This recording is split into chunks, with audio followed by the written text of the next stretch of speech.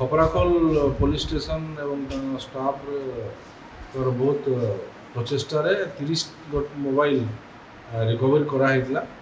ଆଉ ଯେଉଁମାନଙ୍କର ହଜିଥିଲା ବିଭିନ୍ନ ଯାନି ଯାତ୍ରାରେ କିମ୍ବା ଯେଉଁମାନେ ପକାଇ ଦେଇଥିଲେ ପୁଲିସ ସବୁ ବହୁତ ଚେଷ୍ଟା କରି ସବୁ ରିକଭରି କରିଛି ଏବଂ ସମସ୍ତଙ୍କୁ ଆଜି ଗୋଟେ ରିଟର୍ଣ୍ଣ ମେଳା କରାହେଇଥିଲା। ସେଥିପାଇଁ ଆଉ ସମସ୍ତଙ୍କୁ ଡାକିକିରି ତାଙ୍କର ମୋବାଇଲ ଫେରାଇ ଦିଆହେଇଛି।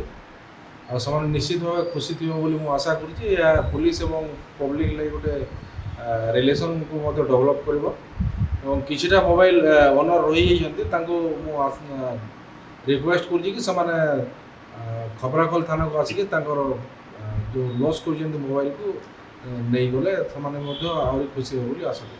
ଏଇଟା ଟୋଟାଲ ଏକ୍ଜାକ୍ଟଲି 30 ଗୋଟି ମାନେ ଇଚ୍ କେସ୍ରେ ଗୋଟେ ଗୋଟେ ମିସିଂ କେସ୍ ହୁଏ। ତ ନ୍ୟାଚୁରାଲି 30ଟା ମୋବାଇଲ ରିକଭରି ହେଇଯିବ ନା 30ଟା ମିସିଂ କେସ୍ରେ ଏଇଟା ରିକଭରି